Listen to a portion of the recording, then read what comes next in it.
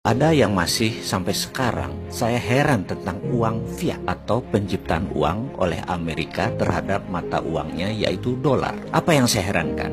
Mereka boleh mencetak uang sesuka-suka mereka, tetapi kalau rupiah mau mencetak harus ada jaminan atau underlying, di mana IMF dan World Bank pasti ngamuk jika tanpa jaminan, terutama jaminannya adalah dolar dan emas. Ayo dong pakar ekonomi yang katanya pinter, bisa jelasin ini nggak? Sementara di sisi Amerika, sejak 15 Agustus 1971, tanggal di mana Amerika memutuskan bahwa dolar tidak menggunakan emas sebagai jaminan cetak penerbitan uang tersebut, itu merupakan tanggal paling bersejarah bagi Amerika. Jauh lebih bersejarah dari terbebasnya perbudakan oleh Lincoln, dan jauh lebih bersejarah dari terpilihnya megalomania yang bernama Donald Trump. Karena sejak saat itu Amerika menjadi negara yang sangat kaya. Kenapa? Karena mereka suka-suka cetak uangnya. Sesungguhnya kita harus berani menantang hal ini, terutama para pakar ekonomi kita, dengan pertanyaan sederhana, terbitnya dolar itu berdasarkan apa?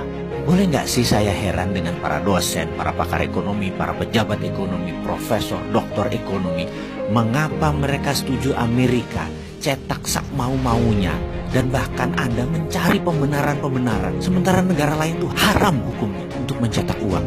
Dan hebatnya lagi, pejabat negara yang pasrah bongkoan dengan konsep ini tuh banyak. Saya tidak habis pikir, apa yang menyebabkan banyak negara tidak berani cetak uang sendiri seperti Amerika? Inflasi. Kok Amerika cetak sak mau-maunya, inflasi mereka di bawah 3 atau 4% sih? Saat prime mortgage, skandal keuangan menghentak ekonomi Amerika hingga 8 juta pengangguran dan merugikan triliunan dolar di tahun 2008 yang menghajar banyak lembaga mitra Federal Reserve seperti Goldman Sachs, JP Morgan dan lain sebagainya.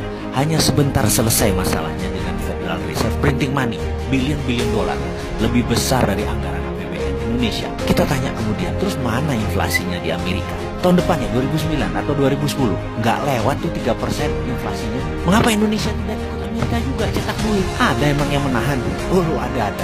Yang namanya pakar ekonomi. Kayaknya ini biang masalah. Para pakar ini bisa kita curigai, jangan-jangan mereka sebenarnya yang berkedok dengan pakar ekonomi tersebut, yang merasa pintar ekonomi, yang udah dicekoki guru dari John Maynard Keynes, Milton Friedman, ilmunya Friedrich Hayek, ilmunya Ludwig von Mises, terus merasa paling benar dan paham ilmu ekonomi.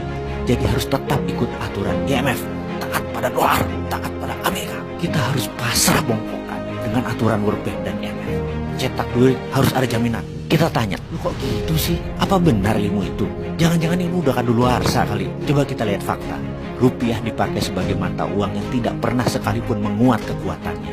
Yang katanya oleh pakar ilmu ekonomi mereka itu teorinya benar, manut dengan IMF. Mana hasilnya? Mana buktinya teori yang Anda praktekkan itu tadi berusaha membuat rupiah menguat atau Indonesia berjaya ekonomi?